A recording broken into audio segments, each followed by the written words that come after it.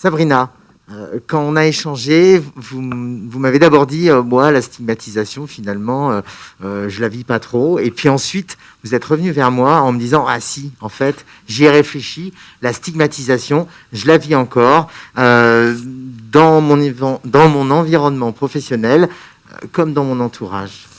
Et juste pour rebondir avant que j'oublie sur ce que disait Sophie, moi vite fait je suis tombée dans l'anorexie à l'âge de 17 ans. J'ai eu une première hospitalisation en service spécialisé vers 22 ans et un internement à 25 ans. Entre-temps, X hospitalisation en clinique. Jusqu'à cet âge-là, pas un professionnel ne m'a demandé qu'est-ce qui s'est passé, pourquoi tu ne veux pas manger. Voilà, c'était l'anecdote.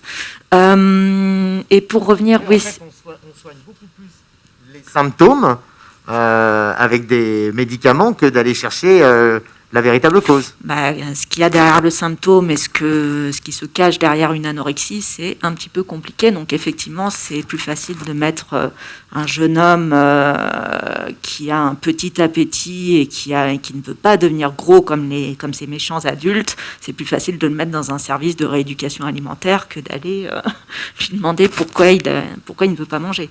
Et effectivement, la stigmatisation, dans un premier temps, j'ai pensé que je ne la subis pas trop. Alors qu'au fond, évidemment, je la subis, elle existe et on ne peut pas faire semblant qu'elle n'existe pas. Simplement, j'ai choisi exactement sur la même vision que j'ai que quand j'ai écrit. J'ai choisi d'écrire en me demandant pourquoi j'écris. J'avais envie de transmettre quelque chose, transmettre de l'espoir et pas d'écrire un livre sur le pathos et sur le comment on devient anorexique, mais plutôt comment on s'en sort. Et bien là, c'est pareil, la stigmatisation, j'ai pas trop envie de revenir sur toutes les fois où je l'ai vécu. Ça a été, si je suis là aujourd'hui, ça a été un parcours du combattant. Je l'ai vécu dans la sphère professionnelle, je l'ai vécu à la maternité quand j'ai accouché de mon premier enfant en 2018. Je l'ai vécu sur le plan associatif, je l'ai vécu, elle est là.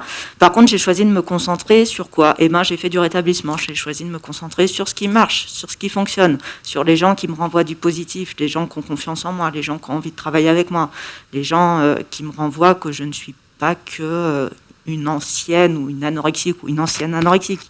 Donc j'ai porté mon regard là-dessus, d'où le fait que je l'oublie pratiquement. J'ai essuyé des choses pas faciles, et j'ai toujours eu à cœur de continuer, de persévérer en me disant que la vie c'est ça, c'est des vagues qui nous arrivent, c'est des vagues qui peuvent être douloureuses, et c'est comment je choisis d'y réagir. Si je me mets une grosse loupe sur le problème et sur la stigmatisation, je ne vais voir que ça et je vais pas avancer. Alors excusez-moi, moi j'ai choisi d'avancer du mieux que je peux et d'essayer de trouver ma place. Je l'ai même un peu, pour une ancienne anorexique, j'ai pris un peu beaucoup de place à un moment. J'y suis allée, quand j'ai fait mon coming out, en fait, j'ai publié un livre, j'ai créé une association, j'ai occupé le terrain, j'ai fait de l'interview, du témoignage, en veux-tu, en voilà. Donc tout d'un coup, j'ai pris beaucoup de place, mais c'était une stratégie de survie. Je pouvais choisir. Moi, j'ai travaillé toute ma vie avec des alternances, un parcours chaotique professionnel, mais j'avais à cœur quand même d'être en milieu ordinaire et de faire avec les difficultés que j'avais. Je vomissais entre midi et 2 dans les toilettes de l'entreprise. Mais je pouvais effectivement choisir de vivre toute ma vie comme ça, redevenir un peu madame tout le monde et continuer plus ou moins à vomir ou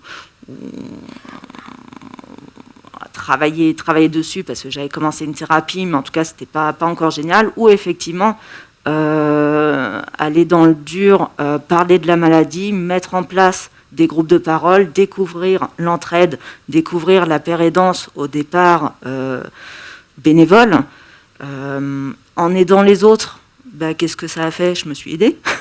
C'est ça l'entraide, hein. En écoutant d'autres parcours, je me suis dit « Ah tiens, là ça me parle ». Et à côté de ça, j'ai travaillé sur moi. Du psy, je vois un psy depuis maintenant 7 ans.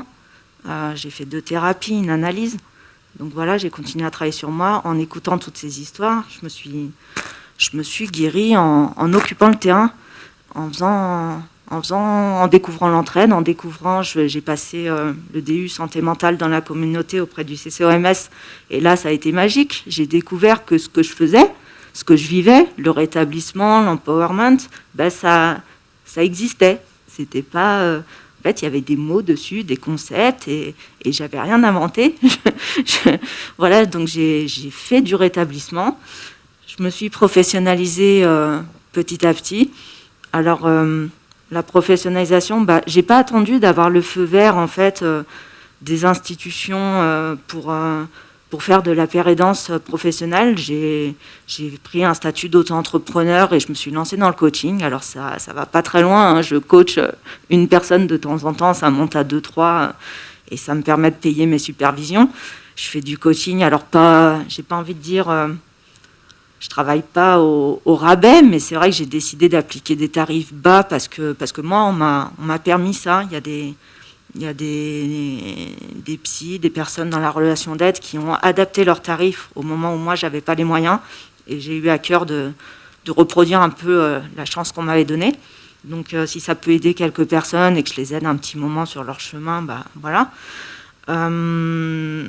Voilà, j'ai continué à me former. Là, je commence à me former. Alors, pour parler des frontières, pour rester sur le thème, la semaine dernière, là, aujourd'hui, je fais une intervention. Alors, je ne sais pas, j'essaye de réunir un peu toutes mes casquettes. Mais je suis là, j'imagine, plus en tant qu'usagère de la psychiatrie, même si je déteste ce terme. Je suis aussi usagère de la médecine générale et pourtant on ne l'appelle pas ça comme ça. C'est juste, voilà, je vois un psychiatre de temps en temps, je peux être hospitalisée à ma demande en clinique si j'en ressens le besoin et c'est rigolo, c'est rigolo. La dernière hospitalisation que j'ai faite, j'étais entourée de médecins, de soignants en burn-out ou dépression. Alors pour le coup, je me suis aperçue que les frontières, on se demandait où étaient les soignants, où étaient les patients. C'est-à-dire ? Qu'est-ce que vous voulez dire par là ? Fin 2018, ma dernière hospitalisation remonte à fin 2018, à ma demande, après une année crevante. Je reviendrai peut-être sur l'épisode de la maternité en début d'année, mais qui a été assez lessivant. Donc je décide d'aller me reposer un petit peu en clinique psychiatrique. Finalement, j'ai tellement connu ça que c'est un repère pour moi d'aller là-dedans. Me reposer. Et effectivement, les patients, c'était plus des personnes... il y avait un journaliste, une médecin, peut-être une infirmière, et des personnes qui en connaissaient presque, quand ils parlaient de leur métier dans les échanges informels qu'on pouvait avoir, qu'on connaissait, presque autant que les personnes qui donnaient les traitements le soir. Donc c'était rigolo, parce que même moi, je commençais à me dire, finalement... j'ai vraiment pris conscience à ce moment-là à quel point les frontières on pouvait basculer du moment à l'autre et passer... être d'un côté à un moment et de l'autre à un autre moment. Pour revenir sur un peu plus présent, la semaine dernière, j'étais en formation ACT, donc je commence à me former sur la thérapie d'acceptation de l'engagement, donc pour le coup entourée de psychologues, de thérapeutes, et j'étais pas dans leur manière de me parler, j'étais pas usagère de la psychiatrie. Non, j'étais la professionnelle qui se forme. Ça me fait du bien, ces petites bouffées où je peux m'extraire un peu. J'ai besoin de ces allers-retours. Et j'adore cette position du père aidant où finalement on est vraiment dans l'entre-deux. Où aujourd'hui, je travaille au sein d'une équipe mobile ou un chez-soi d'abord. On est une équipe pluridisciplinaire. Alors pour le coup, j'ai du pot, la culture, rétablissement. Ils travaillent avec des médiateurs depuis longtemps et je suis pleinement intégrée à l'équipe. On n'est pas des sous-professionnels. Notre parole c'est ce que disait Elisabeth en tant que formatrice père, aller sur un pied d'égalité. Moi, je me sens sur un pied d'égalité avec mes collègues, qui soient éduques, psychologues, psychiatres, assistantes, etc. Et le père aidant, c'est ça, c'est qu'à des moments, alors je fais partie de cette équipe, par contre, je n'oublie pas d'où je viens. J'ai par exemple Ça, c'est mes petits moyens à moi. Customiser mon téléphone professionnel avec un autocollant comme des fous derrière. J'ai horreur de ce terme, de cette appellation comme des fous, mais j'aime beaucoup ce média participatif et qui aide à déstigmatiser la maladie mentale. Je travaille sur un projet avec Agathe Martin d'Université des patients sur le modèle un peu des Recovery College et de l'expérience marseillaise du COFOR. On a ce projet de créer sur Paris une université du rétablissement par les pairs pour les pairs. Voilà, Agathe fait partie du 1 chez soi en tant que locataire. On travaille main dans la main. Donc je suis vraiment des deux côtés. Et ça peut être rigolo, c'est que des pairs m'ont un peu fait comprendre que mon positionnement, faudrait peut-être un peu choisir. Mais j'ai pas à choisir. Il n'y a pas les soignants d'un côté, les soignés de l'autre, les usagers, et tout le monde se tire dans les pattes et tout le monde se rentre dedans. Il n'y a pas à choisir. C'est plutôt une chance d'avoir des personnes qui peuvent être à cette frontière avec le pied un peu là, un peu là, un peu là, qui peuvent aider à changer un peu les mentalités du côté des professionnels. On parle beaucoup de l'ETP, mais moi, j'appelle ça des fois l'éducation thérapeutique du professionnel. Il y a un vrai travail à faire pour changer les mentalités et pour développer cette culture du rétablissement et cette approche un peu différente où on rééquilibre un peu les pouvoirs entre soignants et soignés. Et j'ai pas envie de partir sur un long monologue. Je m'attendais plus à un échange. Je sais pas, est-ce qu'il y a... Ça va venir. Je pense que... Parce que sinon, je peux parler pendant des heures, mais je peux partir dans tous les sens. Donc, j'ai peur. Moi, j'ai pas préparé l'intervention et voilà, ce que je peux dire, c'est que le père aidant, je pense, est vraiment dans cet entre-deux. Moi, j'y trouve mon compte parce que, alors quand j'étais jeune, j'avais une angoisse. C'était la fameuse question, qu'est-ce que tu veux être plus tard ? Alors ça a été horrible de faire des choix dedans. Je ne pouvais pas rentrer dans une petite case. Donc, si les seuls métiers qui m'intéressaient, c'était psychologue ou rentrer dans la gendarmerie. Alors j'ai à moitié réalisé mon rêve, j'ai épousé un gendarme. Mais du coup, voilà, rentrer dans une petite case, j'ai du mal. Et finalement, le père aidant, c'est ça qui est génial, c'est que la profession est en train de se construire. Il y a autant de père aidants que de père aidants. Alors on n'a pas tous la même vision. Moi, je suis en train de vous partager une vision. Ce ne sera pas celle de Guy, mon collègue dans la salle, celle de Cécile et celle des autres pères aidants. Si on s'entend sur un minimum de valeurs communes, de règles communes. Je travaille sur un projet de loi, au moins ça a eu le mérite un projet de loi de création d'ordre des pères aidants, calqué un petit peu sur le modèle de l'ordre des infirmiers.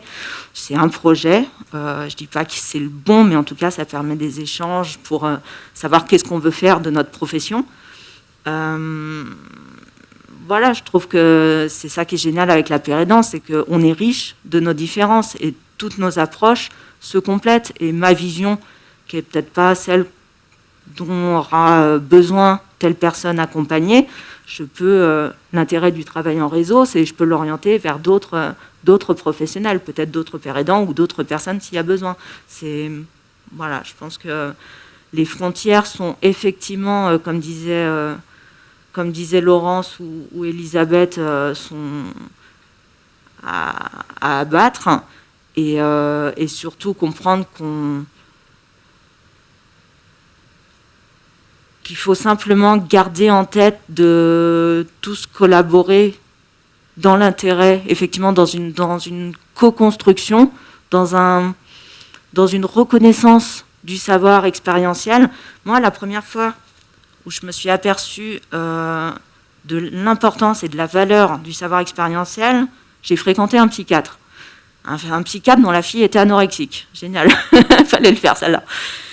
Et il a écouté mes premières émissions, interviews, et on a eu des échanges. Et je me suis aperçue à quel point mon savoir expérientiel lui apportait, à lui en tant que papa, où il se disait « Ah mais là, je me suis peut-être planté, tout psychiatre que je suis ». Et en fait, c'est comme ça que j'ai pris conscience de la valeur de ce vécu. Et il faut arrêter de se dévaloriser. Si je fais payer, moi, des coachings en libéral, même si c'est parfois symbolique, c'est parce que, déjà, pour qu'il y ait cette reconnaissance, pour arrêter de brader les compétences. On me demande, on me demande d'intervenir, d'animer, co-animer des groupes et tout, c'est toujours en mode bénévolat. J'ai fait beaucoup de bénévolat. Je continue à en faire. Je suis dans l'associatif. Je suis marraine de 22 associations de patients. Du témoignage, j'en fais encore, bien sûr. On ne peut pas faire que ça. Tout le monde a besoin de manger. Et le père aidant doit prendre conscience de la valeur de ce savoir expérientiel qui est tellement complémentaire au savoir théorique, clinique et scientifique. C'est un peu ce que je voulais passer comme message. Merci beaucoup, Sabrina.